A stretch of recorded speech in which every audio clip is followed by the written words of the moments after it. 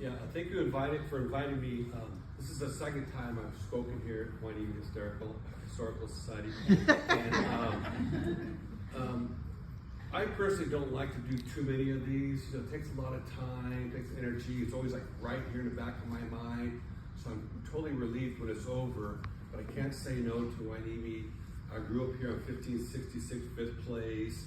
My family has been in the area for 5 generations. My great-great-grandfather used to bank at the Bank of Hueneme. So I have to say yes to this place for sure. And it makes sense too to talk about lima beans because Hueneme is such a big, important part of the lima bean history. So this is the cover of the book. I'd already written about lima beans here and there in my other books, but I didn't realize the depth and the importance of the lima beans in the area. I knew a lot of stuff about it, but nothing compared to what I've learned since in the last 2 years. And I'm going to share some of that information with you. Before lima beans, let's talk about what brought people here. As you know, the area is broken up into different ranchos. And George G. Briggs, and you can see my Adobe skills there, with an arrow pointing down to him. He was up there in Northern California and he was growing fruit in Yuba City, Marysville area, and did really well. And he had this idea that, hey, if I grew my fruit in Southern California, then I can go ahead and hit the early market and really cash in. So he bought 17,000 acres of Rancho El Rio de Santa Clara 17,000 acres of Satacoy. You can see here, Rancho Santa Paula East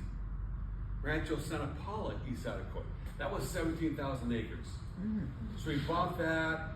He started planting some fruit, 1862 or so. But we had a couple of droughts coming up. He didn't foresee the droughts. Another thing that he didn't realize, and a lot of other farmers realized soon enough, that we had a lot of gophers in the area. That's why later on they came up with these really deep plows to dig real deep before they would plant anything. So anyway, so his fruit experiment failed, but he knew the area was good for farming, so by 1867 he started subdividing his rancho around the same time as this guy Christian Borchard came down to the area. And Christian bought 1,000 acres of Rancho Colonia from Jose Libero. Jose Libero was from Santa Barbara, and he had a billiard room and a saloon, and I guess Rafael Gonzalez used to go in there. Rafael Gonzalez was one of the 8 grantees of Rancho Colonia, and he was no longer farming it here because he lost his cattle during the drought of 63 and 64. So somehow he must have had a bar tab because Libero ended up with 1,000 acres that he ended up selling to Christian Borchard in 1867, the same time that they're starting to subdivide Santa Paula. And so Christian came over here and he saw all this wild mustard plant. If you read about anyone's early biography of the area, the first thing they saw was this beautiful yellow wild mustard plant growing everywhere. And they thought if that grew so well without any care, we should be able to plant other crops and make some money. So what Christian did is he actually harvested this first, and he was able to go ahead and make about, I think he did like 265 tons of mustard plant. And then from there, what he did, he planted the first crop in the area, and that was barley. So from about 1867 through the 1890s, barley was the #1 crop in all of Ventura County. There was 39,000 acres in barley in his peak years. This is a picture from a postcard from the Patterson Ranch showing the barley production. Another advantage of growing barley is that you didn't need a lot of water. So it was considered dry farming. You didn't have to have irrigation for it. We just used the moisture from the air that later on we called lima bean weather. And they could plant in the spring, harvest in the fall. It didn't take a big crew. And that's why the population stayed low for the first 30 years around here. because you didn't need a lot of big workforce. It was usually the older boys and the neighbors that worked for each other, and they could grow the barley. So that was the very first big crop. In addition to barley, people grew corn. The reason is that everybody also raised hogs. So if someone had 100 acres, they might do 85 acres in barley, 10 in corn to go ahead and feed the hogs. So those are the three things that people were doing for the first 20, 30 years in this area. There's also no trees in the area. All of Oxnard Plain, including Wainimi, had no trees. There was no springs for water. And so people had to do what they had to do in order to live in the area, and most people lived in tents. There was no lumber yard until 1870. And there was no wharf in Wainimi and Ventura until 1871.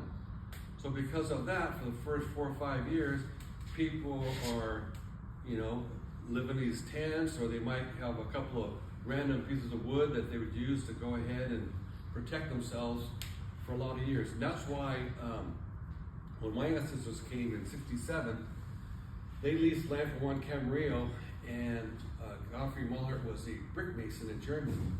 And so there was what they called a brick kiln crossing between El Rio and Montalvo, and he used his skill to get the brick from there, and he built this 2-story building that's still there on the farm park that I manage, which is the Oxnard Historic Farm Park.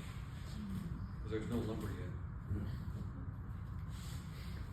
So after a couple of years of doing barley, people were always looking for that next crop, and they heard about what was going over in Carpinteria.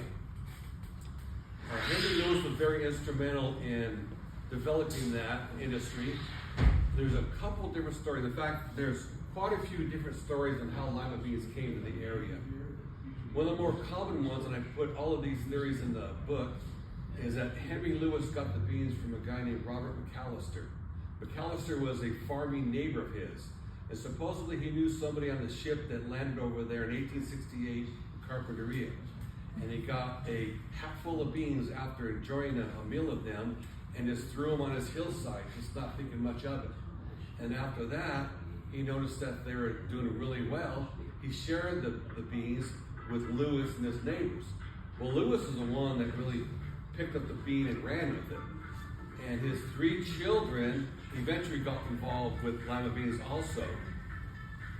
So Henry Lewis started experimenting and keeping the good beans, and he actually developed one that he called the Lewis Lima, which was the #1 bean that they used for dry farming for about 50 years, the Lewis Lima. Another guy in Carpinteria that was instrumental in developing the bean industry was a guy named Henry Fish. And this is a picture of Henry in his bean crop area. And he developed one that was more of a bush bean instead of the big long vine. And this bush bean became so popular that he actually sold it to a guy named Burby, Atlee Burby over there in Pennsylvania. And Burby named it after his farm in Pennsylvania, which was called Fort Hook. So the Fort Hook lima bean actually started in Carpinteria. Wow. And this is an advertisement from 1906 that was promoting it at that time. This is a postcard showing the Fort Hook farm in Pennsylvania. And the Fort Hook became a lot more popular after World War II, and I'll talk about that in a little bit. Now, one of the first people to grow lima beans on what became the Oxnard Plain was a guy named Jonathan Mayhew. Mayhew was in Carpinteria. He actually lived at the lighthouse, and he had a couple hundred acres here on the Dixie Thompson Ranch, and he planted 100 acres in 1871. It didn't really catch on quite yet, but at least he started the experiment of it. Another guy named Jefferson Crane, who was a nephew of George Briggs from Santa Paula, he planted a couple hundred acres in Santa Paula in 1874. And he had enough beans that he could actually send them to Ohio, where his father lived, and his father took them to the East Coast to promote the lima beans. So he started to work on a market out there for the lima bean. And then finally, the Dixie Thompson Ranch decided to devote the majority of their rancho, a 2,000 acre rancho, to growing lima beans. By the late 1800s, they're doing about 500 acres. By the 1890s, they're doing 1,200 acres of lima beans. Wow. This is the property off of Olivas by the Victoria and also Harbor Boulevard. In fact, let's see if we go back here. This is a postcard that is probably his ranch because you see the ocean on the left and the lima beans on the right. It doesn't say that in the postcard, and I'm going to propose that. And then the Lewis family, again, were very instrumental in Ventura County. Joseph Lewis was one of 3 boys of Henry Lewis, who came over and he actually grew lima beans on Camarillo's ranch in 1889. He had a brother, his name was William Leachman Lewis. He planted some lima beans in Santa Paula in 1885 or so he preceded him. And another brother, whose name was Dozier, who grew beans at the same time in 1889 on the Scarlet Ranch. I don't know if you read recently that the Scarlet McGrath Ranch is now in the National Register. And so they were one of the first areas to grow lima beans. So they probably even know that. If they knew that information, they'd probably go to the National Register a lot earlier. But what's interesting about this picture of the Camarillo Ranch, if you look on the bottom, you can barely see it. You can see the big stacks of lima beans. Wow. So eventually, by 1901, Lewis and Adolfo Camarillo formed a partnership, and they became the biggest individual lima bean growers in the country. And then Achille Levy was a very important person in this whole process. Exactly. He actually shipped them to the East Coast. And I've read all the different articles about this. I went to the Ventura Signal and I found out what was actually said on those banners, because over the years, information changes, history changes. And a lot of people said that on his banners it said, lima bean capital of the world. Well, it never said that in any of the 1890 newspapers. So, but it did say on one of the big banners, California beans shipped by A. Levy, Wine Ventura, California. That's what the top one. And another banner, and he had several banners, said Ventura County beans from A. Levy, shipped of California products, Wine Ventura County, California. So he had a couple of different ones, and he was advertising for sure. Another way of advertising is get to the World's Fair in 1893. This was in Chicago. They built this big pagoda, that's what this is right here, and they decorated in lima beans, and they colored different lima beans and spelled the word Ventura on it. They had over 2,000 pounds of beans there, telling the world about lima beans. And interesting, I have a daughter that lives there, and I went on the architectural tour that they have there. You go down the river and they talk about the different buildings. They talk about the World's Fair all the time. And when the lady was done, she was very interesting, a lot of great facts. She said, if I missed anything or I didn't tell you what you need to hear, let me know afterwards. So when I was walking out the boat, I told her, I said, listen, I was really disappointed. And she goes, why? I said, because in 1893, Ventura County introduced the lima bean to the world. You didn't even mention that. And she started laughing. She goes, that's it, my talk from now on. So if you ever go on an architectural tour and they talk about it, you can say that you know me. And this is Albert Maulhardt. Why he's important is because he was actually in 1896, he was the secretary of the Lima Bean Association. By 1895, the price of lima beans was dropping steadily. 1890 was peaking. By 1895, so many people were growing lima beans, their profit just wasn't there. So they knew they needed another crop. Well, Albert proposed to go ahead and plant sugar beets.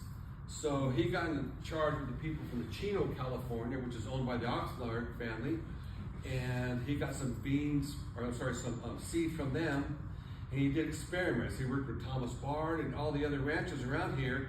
He planted 105 plots throughout the county, about a half an acre to about 5 acres, to see how well the beans did. And the bean production was up between 8 to 10% more sugar in the beets here in Ventura County than in Chino. So the Chino people said, if you can do that a second year, we'll build a factory.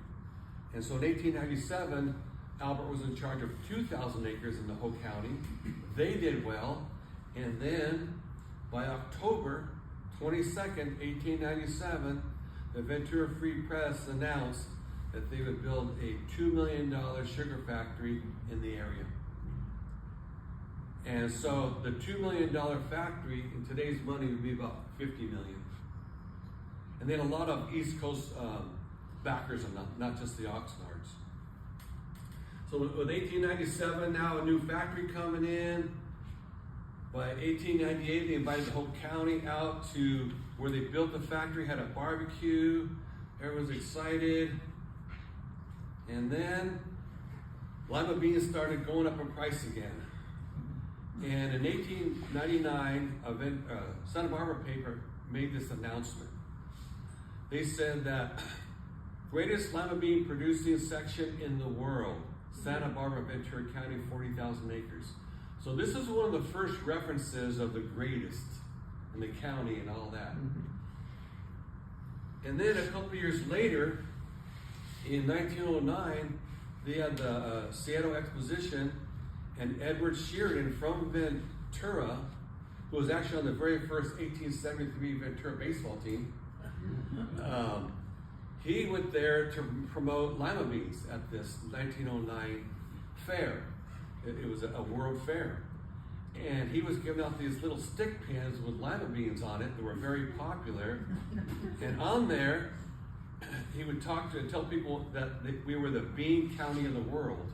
So now we're getting closer to that lima bean county of the world, or capital of the world, but this is how the wording evolved.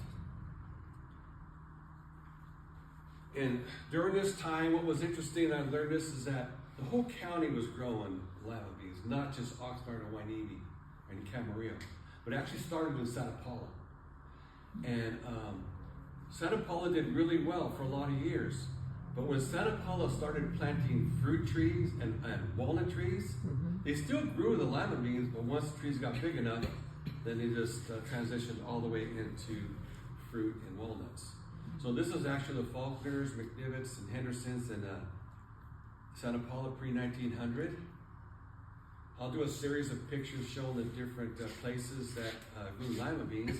What's always interesting to me when I look at these is the background. Where are the buildings? None. So this is actually the Patterson Ranch, 6,000 acres. Charles Daly was a foreman. And in those days, you would have about 50 people that would be hired to work in the fields during the fall months. And it might be 2 to 3 weeks at a time, and they work 24/7 to get this done. This is a picture showing a steam tractor pulling a thresher with 15 bean wagons pre-1900. I got this from the county museum. Paid him $50 for it. Really? Yeah. And then this is what they call a dog house, where they would actually sow the beans, but also they would take their breaks in it. So I called it a pre-cell phone break. And these guys worked hard, and they looked for the best place with the best food. This is George Washington Faulkner over there in Santa Paula and Ventura area. Those two areas were kind of combined a lot. This is Patrick and George Flynn in Camarillo. The Donlan brothers farmed over there off of Saviors. That was a Cloyne ranch. Enough Waters, this is his crew. And notice the chef is right here. He's probably the most important person and the highest paid of all the people that work there. And what I read is that these guys who came into town to work in the bean fields for a couple of weeks, they would choose the farming outfit that had the best cooks. You know, and they usually had a lot of steaks. They had pies were real big, biscuits were very popular, and so whoever had the best cooks had the best crews.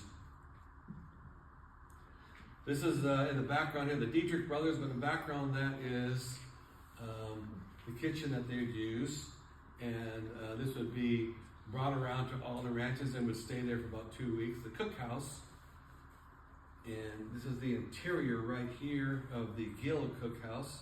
Wow.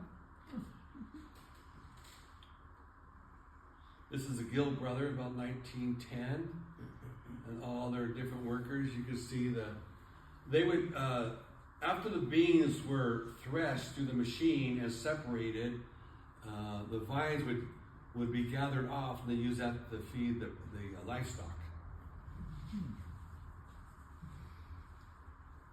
This is a Phil Ranch in Santa Paula. At one time, they held a record for the most beans produced in one day. I don't remember the number, but it's in the book, so when you buy it, you can look it up. Good. Let's see what else. The Munger brothers were over there in Santa Paula. Again, that's the dog house you see there. That's where they would go ahead and sew in all the sacks, and they would take them and they'd pile them up, and then this is another interesting thing here. This is where you put your knapsacks and your sleeping bags. It'd all be in one area, and then they would take turns having their breaks. Over there in the Del Norte area, which was a big cactus patch for many years, the Solari Ranch was converted into a lima bean field. So all that area that is now on the other side of the freeway, this El Rio area, was full of lima beans at one time. This is my great-grandfather, Louis Maulhardt, off of Rice Road.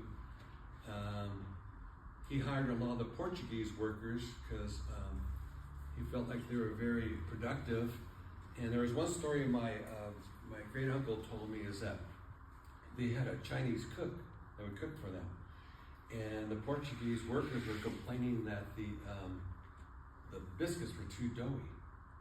And so I guess my great-grandfather gave that message to the cook, who was insulted, so he made his biscuits even more doughy. And so then the workers got the biscuits and pummeled the cook, and he quit. And so my great-grandmother got really upset with my great-grandfather, and she had to become the cook for the rest of that session there. So the cook was important. Grandfather knew that.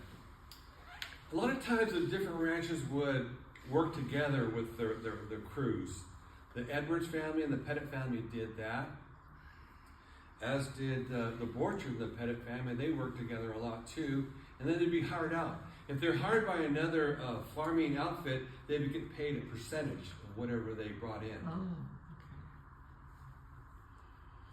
Here's another example of a doghouse right here. Who did the sewing? Was it men? Yeah. How many pounds are those bags? Excuse me? 100 pounds. 100-pound bags. Wow. There's a farmer that comes to my farm park every now and then, Joe Pena. And when he was a kid in the 50s, he said his dad used to work for Carl Borchard, and his job was to pick up those big 100-pound bags and put them, in a row and so forth. He goes, he hated it. He goes, but I got pretty strong. And I remember too talking to my grandfather, Bob Maulhardt, about that. He went to Oxnard High in 1928. He graduated, and his basketball team was undefeated, and his football team won the championship. And I asked him, how come? He goes, well, a lot of us worked in the bean fields, and we used to pick up those 100-pound bags, so we were pretty strong. So, and plus he was 6'4" in 1928, when most people were probably 5'10". That helped. This is the Nauman brothers. They worked together. Each brother had a different job within the family to draw the people in, as far as the workers. Someone may be in charge of sewing and so forth. Another picture that came across after the fact was Filomena Oliveira. She had that property over there that was Channel Islands Boulevard. Yeah. The Oliveira Shopping Center. Right. And her husband died early in their marriage. His name was Severia. Oh, he is Oliveira. She was Severia. So she worked with her brother and continued farming for the next 20, 30 years. This is Bob Filer, who is staging a picture of him and his daughters planting the beans, because in the 1940s they would not have had hats like that. And but Bob was very instrumental in preserving a lot of the ag history of Ventura County. As you know, he was instrumental in helping create the Santa Paula Ag Museum. If you guys have ever been there, there's a lot of great stuff there. Bob was instrumental in collecting all that stuff. And his family actually bought the property from the Maulhardts, and that's where my farm park is now. And Bob was very helpful for me in collecting my stuff and getting me started when I did this 25 years ago. Here's some other pictures showing the other people involved in the industry, the ladies in Camarillo. They would go through and have to pick up all of the bad beans. Here I put Camarillo ladies taking a 2-minute break for a pick. Back to work. This is over in Saticoy. Every city had their own warehouse where all the beans came, and it was always next to railroad tracks. And other areas too grew lima beans too, not just Ventura County. This is over in Lompoc, the Pate family, who are still growing lima beans. They came across this picture, 1920s. Over in Orange County, they started to catch up with us for a little bit of time. James Irvine, he leased the majority of his ranches to people who grew barley. But he heard about what was going on in Ventura County in the 1890s and 1900s, so he actually came down here to the county and had a meeting with the farmers. And he asked them if they would come up and he'd give them some land to lease at a good price if he taught his farmers how to grow lima beans. And the main thing they did was bring those deep plows to dig deeper, and also bring their bean thrashers. So a lot of families relocated over there, like a younger brother and so forth. So you had the Borchards went over there, the Callens family, you know, they're from Waimea, Emmett families, Ventura, Giesler family, Krukenberg. Someone from those families all moved there and became successful lima bean growers. And then in December of 1917, everything changed because the government came in. We were in World War I. They needed to feed the troops. They needed protein, so they seized all the lima beans in Ventura County. And now the farmers got paid for sure, but at the government prices. So I always thought that was interesting. They came across this, that they took all the beans. And I guess there was an article about a guy who was stationed in Texas, and he had lima beans for his meal. And he was so excited because he grew up eating lima beans. And so he had to write back to the paper and say, hey, I'm in Texas in training camp and I had California lima beans. And in 1919, the Lima Bean Association decided they would go ahead and market their beans. Up to this time, Sunkist was marketing their oranges. Before Sunkist, nobody drank orange juice for breakfast. They came up with that idea. Minute Maid too. They came up with the raisins. You know, that was a way of getting rid of the old grapes. So lima bean people said, let's go ahead and market ours. So they started canning them, actually doing 25-pound bags instead of 100-pound bags, and putting these in the stores throughout the country and advertising in the local papers. Here's a color advertising from McCall's that shows a Seaside. That was their brand name, Seaside. They did the large limas, dry limas. And then they started putting in recipes in all of the magazines. This is from the Saturday Evening Post with all these different meatless recipes. During the Depression, they would advertise lima beans again, and they came up with a recipe they called poverty soup, which really was lima beans instead of beef, so it's cheaper.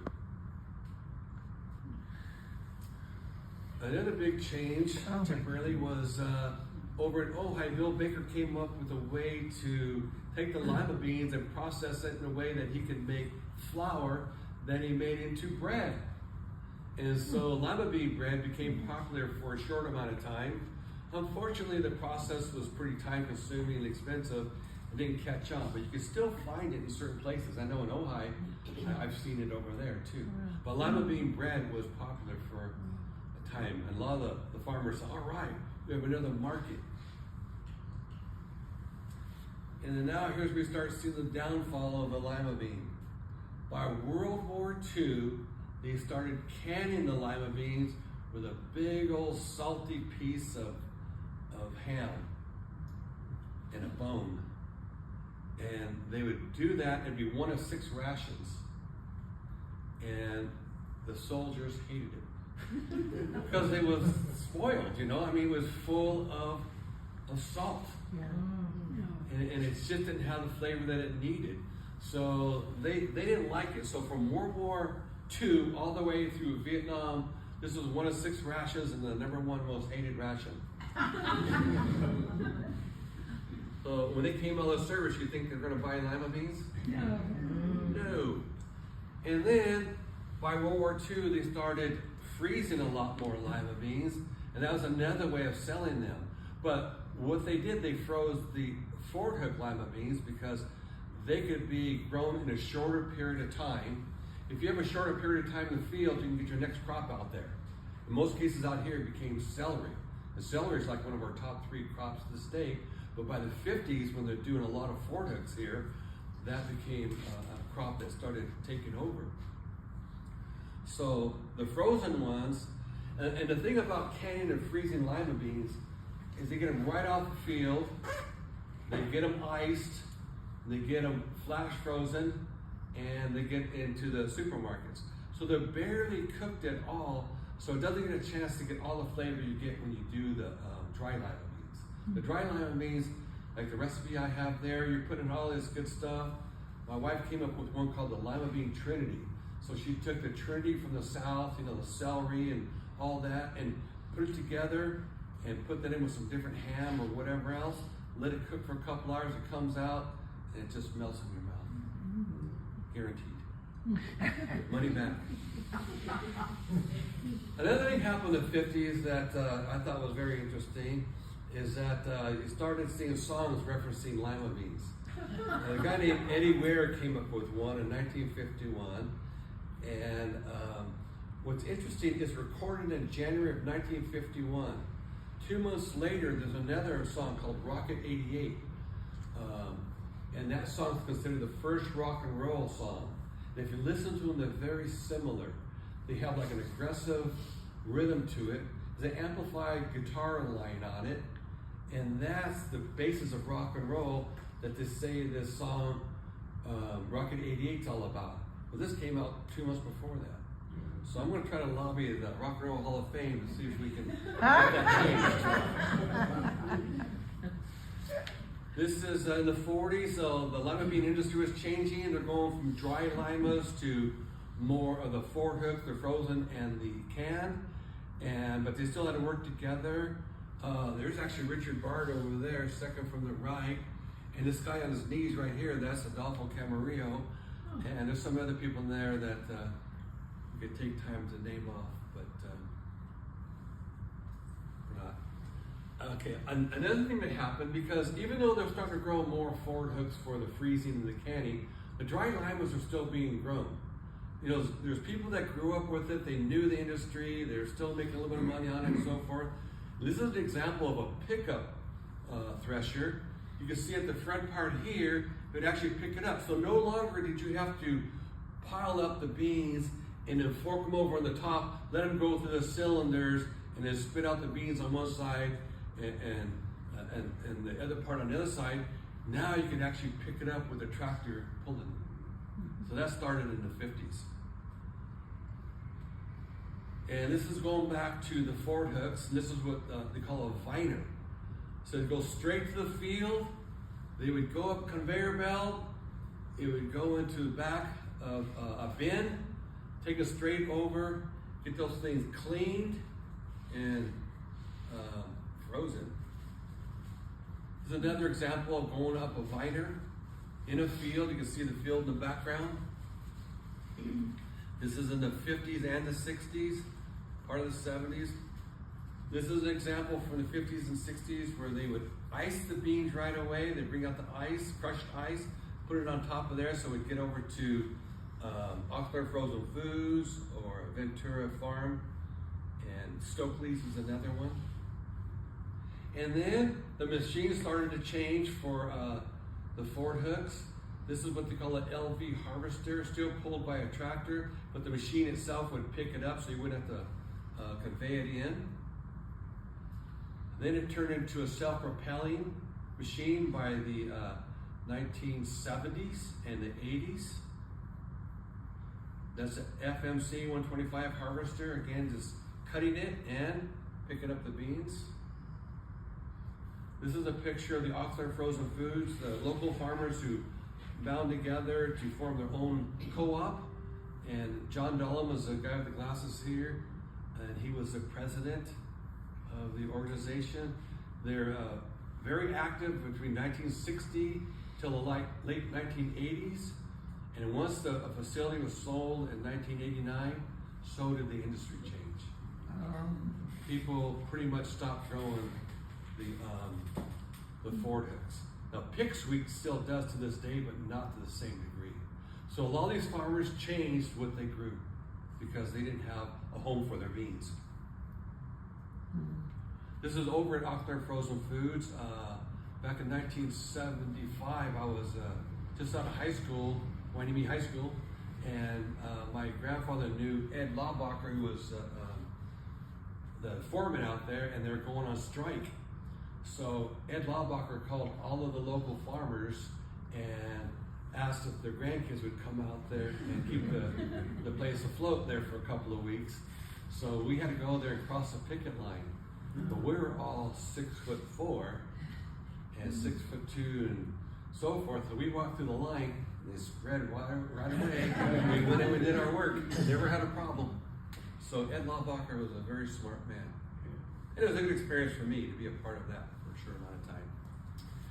This was where they took the dry lima beans from 1948 until the late 1990s. The Pleasant Valley Lima Bean Growers and Warehouse Association. This picture taken by Frank Nauman in the 1990s. Oh, I know where that is. Isn't that the pellet factory now? Yeah. Yes, it is. It is. And here's another angle of it. And then today, it is the Oxnard Pallet Company. Right. So I was fortunate that I got to tour the place. I told them I was doing this book and I needed pictures, and they gave me a tour, and there's all these old conveyor belts. It's just a massive place. I can imagine its heyday, what it was like. Now the beans go over to King City. There's only one warehouse that will clean these beans, package them up and sell them. And that's a place that was started by Larry Hearn and his wife Irene, who was very instrumental in getting the business going over there in King City in 1938. It's still in operation today. In addition to cleaning beans, they do other things. They have a trucking business, and they sell a lot of other things to keep the business going. But this is Francis Giudici. He's a grandson, and I called him up and told him that I wanted to come and take a tour of the site. I told him I'm writing this book, and I was very interested. And he goes, Maulhardt. You related to Bob Maulhardt? I go, yeah, he's my uncle, he's my dad's brother, he's my godfather. He goes, oh, when I got in the industry in the 1970s, he was my mentor. He taught me everything. So whatever you need. So to this day, I buy beans from him and I sell them at my farm park. This is over at the warehouse. These are 2,000-pound tote bags, and these are headed for England. Really? England got a taste of beans during the World Wars, and they weren't spoiled. They weren't in the little cans, and so therefore they still buy a lot of beans, and also in Italy, and also in the south of the United States. Those three areas are the biggest consumers of lima beans. And in fact, California is the only place that grows the dry limas. This is lima bean seeds coming from Hearn. This is what Mike Nauman received 2 years ago before he planted his beans. He planted about 1,000 acres, and these are his seeds they got from Hearn. Now I'm going to show you some pictures from the last several decades and the evolution there. This is Larry Nunez, and he's got a pickup machine. This is from the 1990s. It's over by the Bill Lennox Ranch. This is Art and Frank Thomas, 1977. What's interesting about this, they're doing the dry limas, and when they realized that there was less of a market for lima beans, they moved out of the area. A lot of people moved out of the area to keep farming. The Dollins did it, the Friedrichs did it, a few other families did it. Well, Art went a little farther north. He actually went to Oregon, and he continued growing lima beans for several years with his sons, and it's Art Thomas sitting down, and so they grow lima beans in Oregon, and in wintertime they harvest snow. This is Bill Lennox, who passed away recently, and he was a big mentor of mine for learning about the industry and so forth, and that's his machine. His machine is what they call a Ventura manufacturing implement. It was built in Ventura, and it's a pickup machine that he still has on his ranch. If you ever go by there off Sturgis, it's next to his barn, and it's fallen down on top of it. Yeah, it's kind of sad, but still historic. There's another picture that Frank Nauman took of the Derbyshire bean thresher. This is probably from the 1990s. David Aguilera, who worked for Lennox, that's by the Emerald Springs, 1990s. This is Jess Derbyshire, around the year 2000. And the last couple of years, I've been going out to the fields off of Las Posas, Wainini Road, Laguna. That's where they still grow about 2,000 acres of lima beans. This is Connor Ryman. Connor would be a 6th generation farming family from the Ryman family. And that's him on top of his machine. That's a GE Price machine that was made over there in Orange County. This is Mike Nauman with his three bean threshers. This is off of Las Posas, looking towards Camarillo in the background. So he kind of helped stage that for me. And last year I went out there again. That's James and Connor Ryman harvesting last year, 2024. This is their new bean thrasher, 1955 GE Price. So this machine was farmed by the Donlins here in the 1980s, 70s. Then they moved up north to San Joaquin Valley. Shane Donlin passed away in 2005 or so. And then his son sold it to his cousins, the Rymans, and now they're using it here on the Oxnard Plain. This is Mike Nauman again, picking up his beans a little closer, Camry on the background. This is his son Joey. Mike and Joey talk about the Dodgers' chances this year. This was me getting into the act. My wife wanted to know where all these fields were at and where I was spending all my time. So I said, let me take you a tour. So one Saturday after the farm park, we went out there and I was just showing her how they're still growing it. And now I'm at the point where I can tell the difference between a vine bean patch or a bush bean patch. Okay. There's a total difference in how they look. This is an example of after they thresh the beans inside the machine, there's a hydraulic that will lift up and dump it inside that bin, sorry. And then that bin drops them into a bigger trailer, and that's taken over to King City. Wow. There's another picture. I like this one just because it shows Round Mountain in the background. Yeah. Another picture I like that shows our history in the background. That's Mike Nauman's. That's it's not a GE Price though. So this is the Oxbow pea harvester that they use for the Ford Hook lima beans, and this is the group Pick Sweep. They go out there. This is off of Laguna. So I was driving around one day and I go, oh, they're out there, they're harvesting. So I parked and started taking my pictures. I realized they're on break. So I came back later and I noticed that they cut this side here already, and they started to cut this side. So that means those harvesters were going to go over this side here. And that shows the guy after break cutting some more.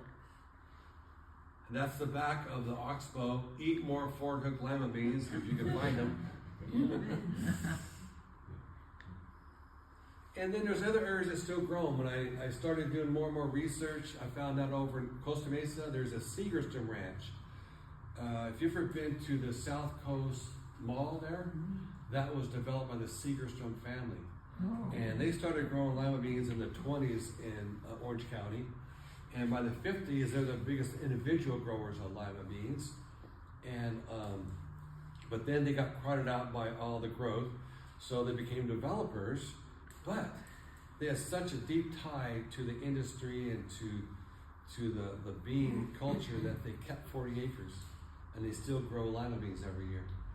So I met up with them, and I took pictures when they're harvesting. And it's right there. That's the I-5 on the left. And that's the IKEA building right off of there. This is part of the ranch. This is in August of last year. And I came back a couple months later when they're harvesting and took a picture. And so this is the Segerstrom family still harvesting in Costa Mesa. I went over to the Pate Ranch in Lompoc, took pictures of them. They're still harvesting. This is the Oxnard Historic Farm Park. We have a small plot that we grow lima beans. I have Mike now. I'm going to talk to my volunteers every year, and then we plant them here, and then they plant them at their own homes, and then we kind of compare, see how we did, and share information on it. So these are actually the dry lima beans. We're going to do both dry and Ford Hooks this year. And then I told you that I started getting lima beans from King City. I buy these 50-pound bags from them. And whenever they come into town, when Francis comes into town, I'll buy about maybe 400 pounds or whatever.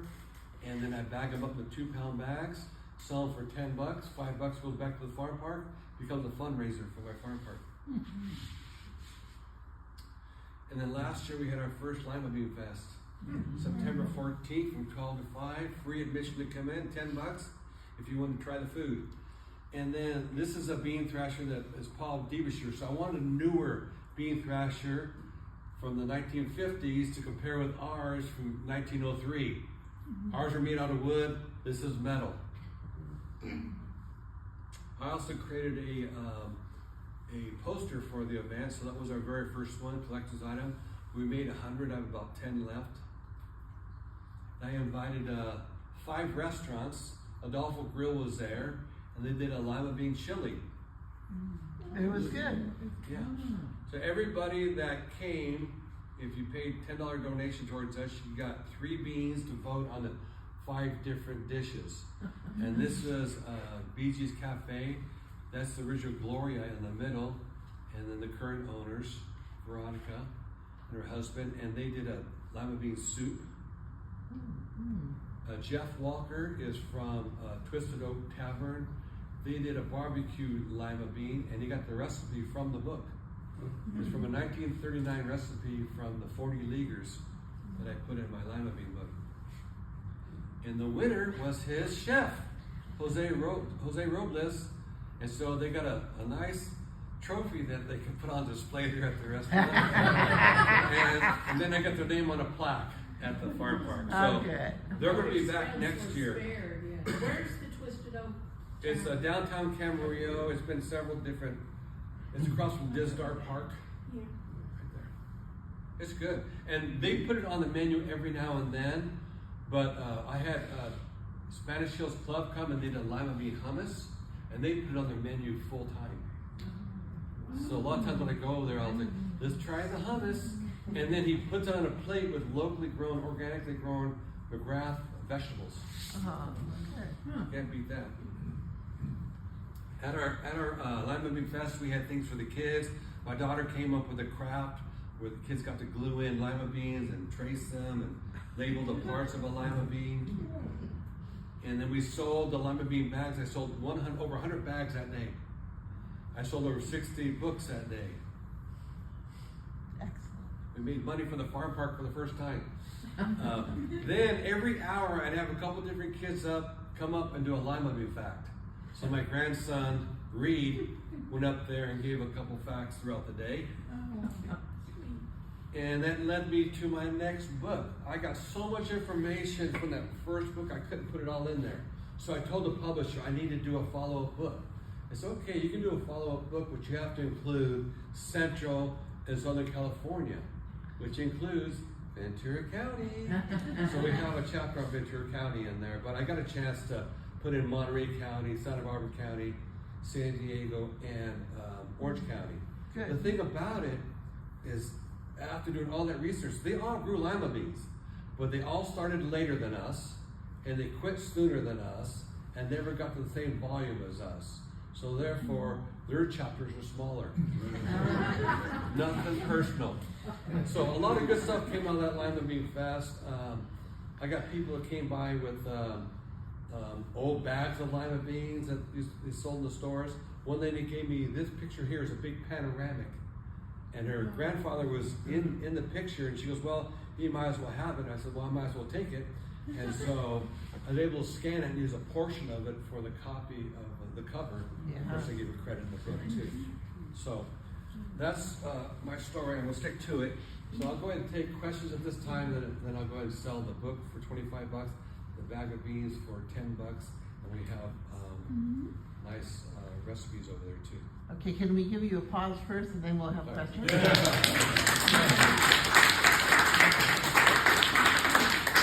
Direct your questions right to Frank. Okay, excuse me. Will you be selling fresh? Excuse me. You got her hand up first. Sorry. But How many crops did you get in a year of lima beans? how many acres? Actually, how many times could you plant in a year and get a crop of lima beans? If a farmer had large acreage, he might plant maybe 2 to 3 times, so it would come throughout. But most cases, most of them just did one. Because again, it's a long season, especially with these dry limas. You not only have to let them grow, then you have to cut them, and they'll be out in the fields for 2 weeks drying out. Yeah. So that's always a consideration. We have a 4-season growing season. We have four growing seasons, but yeah, that's probably why you asked. In the back here, quick. Yeah. Me? Yeah. Oh, I just wanted to tell everyone that I've purchased your lima beans before at the Oxnard Farm Park, and I cooked it from that recipe that Yeah. you gave me. Wow, it's so wonderful, and I think I guess it's like a lima bean soup, but it's made with the Trinity. Right. That's the recipe I have back there. Thank you. Yes. And I also wanted to say that, We're not even related. butter beans and lima, that's the same thing. Yeah, this is another name. Because in the South, I think they I know call that the them people in butter beans. Lompoc, they like to call them butter beans because they think that there's this, bad feeling towards lima beans, and bad. I know people grew up in this area that ate a lot of lima beans that hate lima beans because they had them so often, or they might have had to frozen the whole time, But I've gotten some of those people converted by trying these dry limas like you're talking about and going through and giving it a chance to have some flavor. And one other thing I wanted to say, I wondered why they're called lima beans. So I didn't realize they're from Lima, Peru. They were originally cultivated in Lima, Peru. Well, they had them there Here. in other parts of South America. Yeah, they're all in South America, but there was a big port there, and from that port they came over here. Oh, Yeah. okay. But they did grow on the hillsides there in Lima also. Mhm. Y también. I was going to ask you about Frank Nauman. Uh-huh. He used to come here all the time, and I lost track of him. Where is he? Frank has had some health issues, so But he left the area? he left the area, but then he came back and he got a place over there in Leisure Village, and Oh, okay. he has a place over there. But unfortunately, soon after they came back, his wife died suddenly. Oh. She had like a heart died suddenly. So he was still around, he had a helper, and he'd come out to the farm park here and there. He's been one of my biggest supporters at the farm park financially. And, but he has had some health issues, and he's been in and out of the resting facilities over there off of Santa Rosa Road. Okay. Yeah, so I think he's there right now, but I'll tell him that you were asking about him. Please do, okay. He's a really Thank good you. guy, very supportive all these years. Yeah. One of those people I can talk to, and I don't bore him, he doesn't bore me. Are you doing the festival again? Yes, ma'am, September 13th, we're making it the second Saturday, in September, every year from now on. Cool. So, and that second book will be out by then, and then we'll have our bags of beans. I'm gonna have 4 restaurants instead of 5 this time to kind of keep it simple, and I have them all committed to it. So, and I had a band play for that event. We called them Frankie and the Lima Beans. And, so Frank can't make it, so I'm gonna have my buddy George's band play probably. We'll call them George and the Lima Beans. We'll rechristen their names. I have a question. Oh, I'm not sure exactly where it's going to be. Okay, it's at the Oxnard Historic Farm Park, so it's off of Rose Avenue. So let's just say you're going to Rose Avenue from Gonzales Road. Go down to Gonzales Road, take a right on Rose Avenue, and you see the hospital on the left, right? On the left, and you keep going. The very next light is Cesar Chavez Drive. You take a right on Cesar Chavez Drive, 2 streets in. Now you come to a street on the right, it says Godfrey Place. You see a park, you take a right, and then you can't miss it from that point on. We're right there, kind of by the corner. And it's free admission for our event, so you don't have to participate in it. And we're open every Saturday and Tuesday from 9 to 12. And I've got a guy there right now. We're actually working on the winery building quite a bit right now. We're getting a new door for the cellar part. And a guy came out, and I do a lot of bartering, you know, so it's cheaper that way. So he makes doors, and he came out and he started talking about, well, this is a great place for a family get together. I go, that's great you say that, because, you know, it costs you $1,000 to rent this for a day. But if you work on this door for me, we'll work at a really good price. So we're getting a door for our cellar to go down and check that out. Excellent. And we actually painted the whole upstairs of the top part, and I got all the paint donated from Dunn Edwards. So if you ever go there, tell them that, you know, I say thank you. Excellent. Very generous. It's like $750 worth of paint, because you get the primer. And I got colors from 1870 and 80. It's botanical garden green and some nectar, honey nectar yellow. So we got it all painted up now, and I've got, in fact, someone donated a 1840 sewing machine to me 2 weeks ago. So we have that up in there. It's all gonna happen. What's that? It's all gonna happen. It's all happening. So happy for you, Jeff. Yes, sir. So early on, you mentioned that the tale of the introduction of lima beans in this area is one of 10 possible versions of it.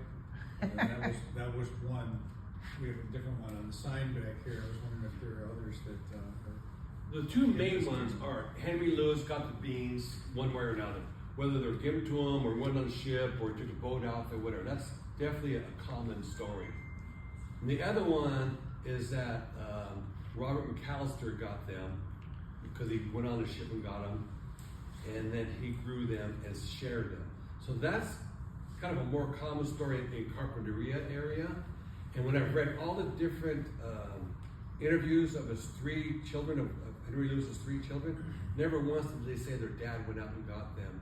You know, you would think that'd be a time for them to say, like, and my dad is the one. You know what I mean? Yeah. So I wouldn't say it's wrong. It's just that it's another version.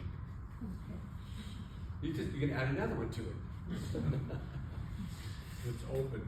Yeah, it's open for debate. I mean, maybe his sons were mad at him because he got remarried. And that's so, yes, sir. So where are lima beans grown in Ventura County now? acres? Well, And what's the trend? yeah, so there's Increasing, about, decreasing? there's under 2,000 acres nowadays, and it's off of Las Posas as you go towards Magoo, off, and then the Kowalty, that's that road there, and Laguna, and Wainimi Road, and there's even on the other side of Wainimi Road by the power plant. I have a great picture that I took this year of Frank Nauman by the power plant. The problem is, when I went out to him, he was threshing his beans, the sun was right there facing me from the power plant. So I told him, I said, you know, can I get out here early in the morning? Do you ever do it? No, we have to wait for the dry before we do it, but I'll leave my threshers right there so we'll have a nice angle. We won't be on it. So I got pictures of the bean thresher and then power plant in the background and the sun behind me to get the good angle. So it's, you know, under 2,000 acres, and the three main growers that are still doing them are Mike Nauman, who's a cousin of Frank, and James Ryman, he also grows them, and Paul Devonshire. And then Picksweet grows the Fort Hooks, and they might do about 1,000 acres of those, and those go to Santa Maria. I mean, they get cut here and they're shipped that same night to Santa Maria. Are they frozen in Santa Maria? Yeah, correct. Whatever happens to the frozen ones? Where Talk do to they your get marketed? grocers. When I started doing this, I started going to the store and you couldn't find them. No, You know? no.